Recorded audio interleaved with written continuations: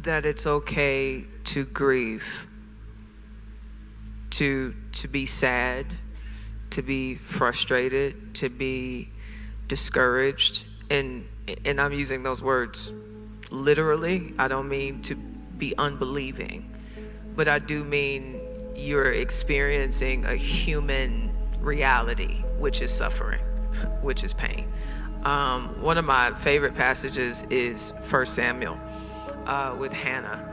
And, Hannah was a woman who dealt with infertility.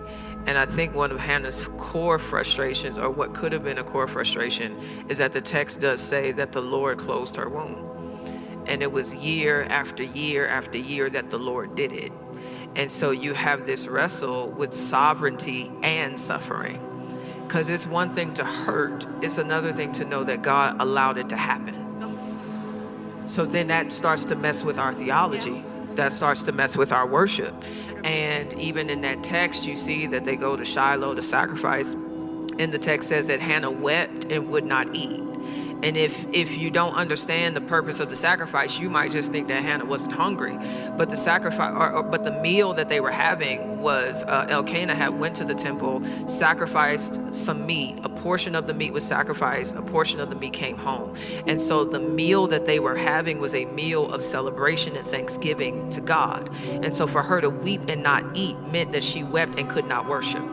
And I think that is significant, because I think pain does that to you.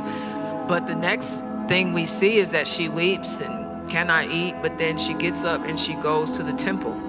And I think that part is where we allow pain to sanctify us, or we allow pain to turn us away from the Lord. Because a lot of times, even for me, I will weep and not eat and not go to the temple. I will go to a Vice. I will go to a phone. I will go to a documentary. I will go to the mall. I will go to Amazon. I will do whatever I have to do to not feel pain instead of going to God with the pain.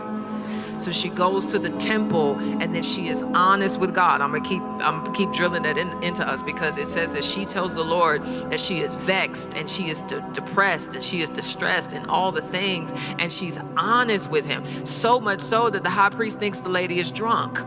That's how emotive she was in her communication to God. And in that place, she asked the Lord for a son, but then she decides to say, hey, Lord, you give me this son, I'm gonna give him back. And then the Bible says that she left the temple and her face was no longer sad. The point I'm trying to make ultimately is that her face was not sad anymore, even before she got what she wanted. Because in her feeling her feelings, in her confessing her things to God and surrendering to his will as his servant, she ended up getting the thing that she needed before she got what she wanted.